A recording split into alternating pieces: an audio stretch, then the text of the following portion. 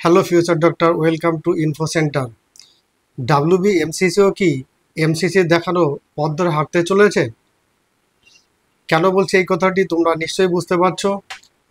যেমনটি তোমরা জানো, কালকে অর্থাৎ 31 জুলাই 2025 ডাব্লিউবি এমসিসি তার কাউন্সিলিংয়ের জন্য যে নোটিফিকেশন বের করেছিল, আজকে অর্থাৎ 1/8/2025 আজকে তার একটি রিভাইজড যে শিডিউল সেটা বের করতে হয়েছে। কালকে যখন আমি দেখলাম এই যে ডাব্লিউবিএমসিসি যে শিডিউলটি দেখলাম, অর্থাৎ কাউন্সিলিং শিডিউলটি, সেটা দেখার পরে আমি তো 100% নিশ্চিত ছিলাম বা কনফার্ম ছিলাম যে এইরকমই একটি রিভাইজড যে শিডিউল সেটা বের হতে চলেছে। কেন বলছি এই কথাটি? কারণ এমসিসি তার যে রিভাইজড শিডিউল যেটা, সেই শিডিউলে কিন্তু তাদের যে অ্যাডমিশন প্রসিডিওর সেটা কিন্তু লাস্ট ডেট ছিল 11 আগস্ট 2025। তাহলে যদি এমসিসি তার যে কাউন্সেলিং রাউন্ড ওয়ানের কাউন্সেলিং প্রসিডিং সেটা শেষ করতে যদি 11 তারিখ হয়ে যায়, তারপরে কি করে এমসিসি তার রাউন্ড কমপ্লিট করার পরে তার যে ডেটা সেটা শেয়ার করতে হয় স্টেটকে, তাহলে তার জন্য তাকে কমসে কম 2 দিন সময় লাগে।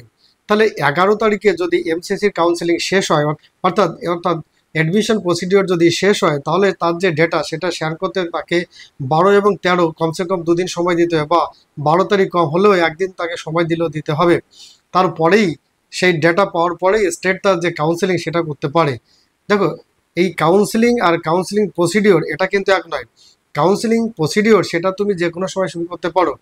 যেমন আমাদের দেশের, অর্থাৎ আমাদের দেশের বিভিন্ন স্টেটে তারা কিন্তু যে এই যে কাউন্সেলিং প্রসিডিওর, অর্থাৎ রেজিস্ট্রেশন, চয়েস ফিলিং ইত্যাদি ইত্যাদি, এই সমস্ত ব্যাপারগুলো কিন্তু অনেক স্টেট অনেক আগে থেকে শুরু করেছে, অনেক আগে থেকে। ওয়েস্ট বেঙ্গল কাউন্সেলিংয়ের যে শিডিউল সেটা কালকে প্রকাশিত হয়, এবং ঠিক আজকে অর্থাৎ 1/8/2025 আজকেই তার একটি রিভাইজ শিডিউল বের করতে হয়েছে।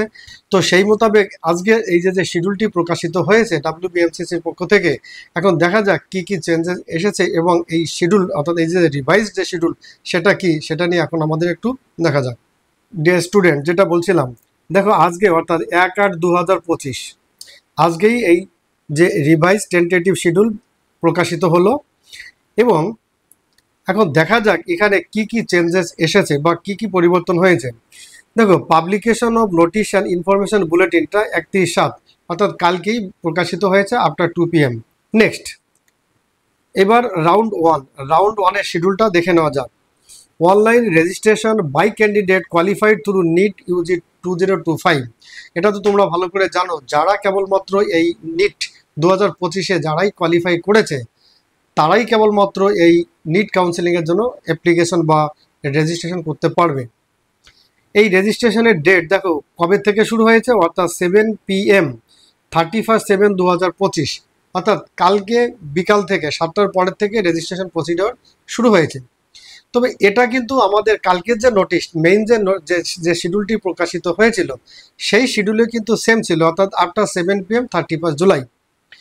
এখন যেটা পরিবর্তন হয়েছে সেটা হচ্ছে 6 PM 8/8/2025, অর্থাৎ এই 8 তারিখ অবধি, 8 আগস্ট অবধি এই যে আমাদের রেজিস্ট্রেশন প্রসেস সেটা কিন্তু এক্সটেন্ড করা হয়েছে।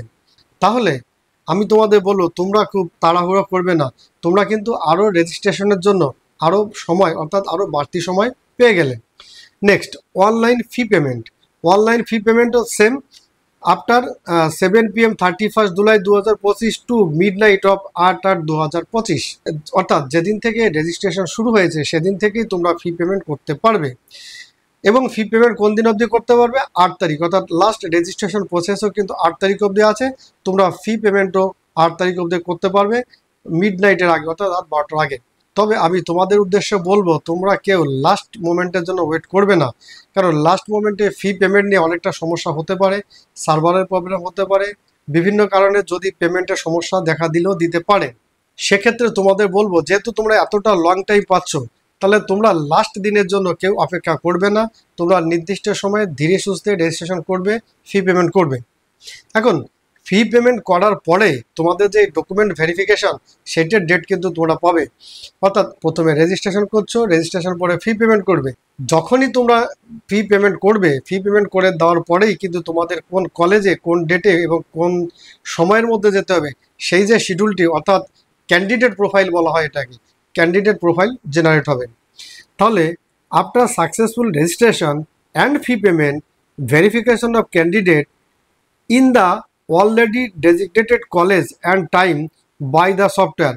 এখানে বলা হচ্ছে ওইটা যে যখনই তোমার ফি পেমেন্ট কমপ্লিট হবে, ফি পেমেন্ট কমপ্লিট হলেই সিস্টেম জেনারেটেড ক্যান্ডিডেট প্রোফাইল এটা জেনারেট হবে। সেই ক্যান্ডিডেট প্রোফাইলে কিন্তু অটোমেটিকভাবে তোমার অ্যালটমেন্ট হয়ে যাবে কোন তারিখে কোন কলেজে তোমাকে ডকুমেন্ট ভেরিফিকেশনের জন্য যেতে হবে। ঠিক আছে, তাহলে যখনই তোমার এই ক্যান্ডিডেট প্রোফাইলটা জেনারেট হবে, তুমি কিন্তু সাথে সাথে যেমন ওটাকে সেভ করবে এবং এক কপি প্রিন্ট আউটও নিয়ে নেবে। এটা কিন্তু তোমাকে নিয়ে যেতে হবে ডকুমেন্ট ভেরিফিকেশনের সময়। অর্থাৎ যেমন ফি পেমেন্ট, ফি রিসিপ্ট যেটা যেমন জেনারেট হবে, তাহলে ফি রিসিপ্টও তোমাকে সাথে সাথে নিতে হবে। এর সাথে সাথে যেটা বলছি এই যে ক্যান্ডিডেট প্রোফাইল লেটার, এই দুটো জিনিস অর্থাৎ ফি রিসিপ্ট এবং ক্যান্ডিডেট প্রোফাইল লেটার, এই দুটো জিনিসই কিন্তু তোমাকে ডকুমেন্ট ভেরিফিকেশনের জন্য নিয়ে যেতে হবে এবং এই দুটো জিনিস সব থেকে আগে চেক হবে। অর্থাৎ তোমার ডকুমেন্ট চেক করার আগে এই দুটো জিনিস তোমাকে আগে দেখাতে হবে, তারপরেই তুমি অ্যালাউ হবে ডকুমেন্ট ভেরিফিকেশনের জন্য। এটা মাথায় রাখবে। Next, publication of list of successful verified candidate and publication of seat matrix of for round 1। এই যে লিস্টটি প্রকাশিত হবে, এই লিস্টটি কিন্তু তোমাকে স্টেট র্যাঙ্ক নিয়ে হবে। স্টেট র্যাঙ্ক অর্থাৎ একদিকে যেমন সেন্ট্রাল র্যাঙ্ক থাকবে, তার পাশে তোমার স্টেট র্যাঙ্ক থাকবে। তাহলে তোমরা অনেকে কোশ্চেন করো যে আমি স্টেট র্যাঙ্কটি কখন জানতে পারবো বা কিভাবে জানবো। এখান থেকে তোমরা জানতে পারবে এবং সেটা কবে, সেটা 9/8/2025 আফটার 3 PM। অর্থাৎ 9 আগস্টে তোমাদের এই যে মেরিট লিস্ট যেটা বলতে পারো স্টেট মেরিট লিস্ট, সেটা কিন্তু প্রকাশিত হবে। এখানে বলা হয়েছে আফটার 3 PM। তবে আফটার 3 PM এখানে বলা হয়েছে, তার মানে .3 PM এ তোমরা কম্পিউটার খুলে বসে না থাকলেও চলবে। অনেক সময় এটা লেট হয়, অর্থাৎ 3টের জায়গায় 5টাও বাজতে পারে, 6টাও বেজে যেতে পারে।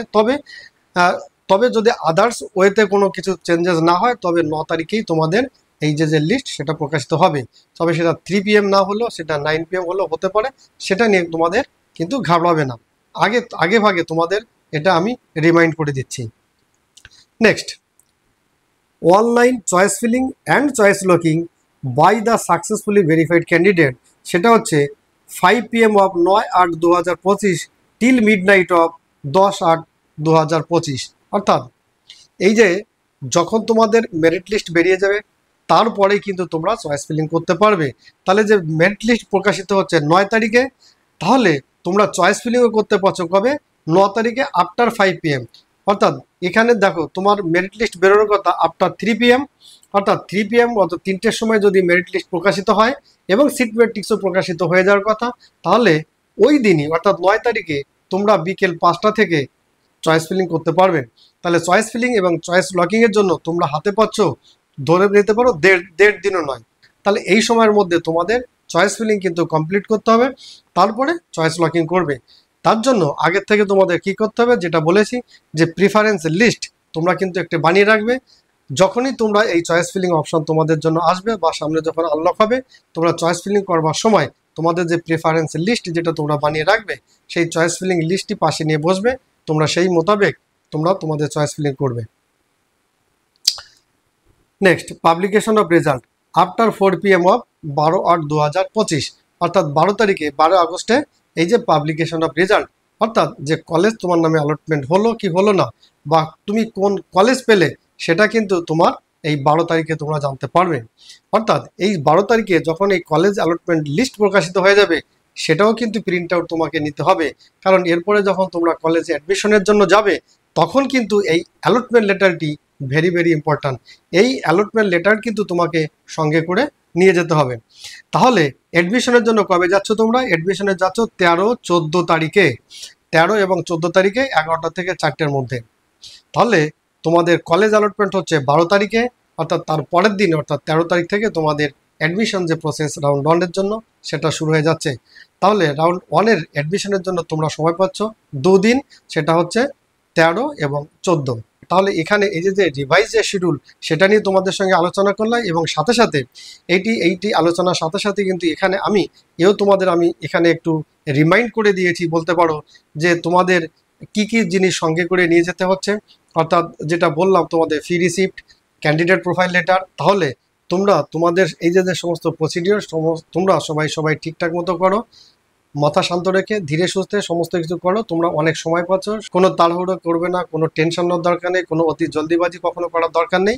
আরামসে সব কিছু করবে, করে তোমরা কাউন্সিলিং করবে এবং তোমাদের কলেজ অ্যালটমেন্ট যখন হয়ে যাবে, অর্থাৎ কলেজ অ্যালটমেন্ট হয়ে গেলে বুঝতে পারছো তোমরা যারা তোমাদের ফার্স্ট প্রিফারেন্স কলেজ পেয়ে যাবে তাদের জন্য তো অনেক খুশির ব্যাপার অনেক। তবে আমি তোমাদের এখানে আরেকটি কথা বলে রাখবো, যারা তোমরা তোমাদের প্রথম প্রিফারেন্স কলেজ পাবে না তাদেরও মন ক্ষুণ্ণ হওয়ার কোনো কারণ নেই, কারণ আলটিমেটলি এডুকেশন সমস্ত কলেজেই সমানভাবেই হয়, সমস্ত কলেজেই একটি প্রসিডিওর মেনে হয়, একটি নির্দিষ্ট রুটিন এবং নির্দিষ্ট শিডিউল মেনে হয়, কারণ এটা তো একটি কোর্স। তোমরা যখন কলেজে অ্যাডমিশন নিয়ে যাবে, যে কলেজে তোমাদের অ্যাডমিশন হবে সেই কলেজটি তোমার হয়ে যাবে, তখন থেকে তোমার মনে হবে এটাই আমার কলেজ এবং এই কলেজ হচ্ছে সবথেকে বেস্ট কলেজ।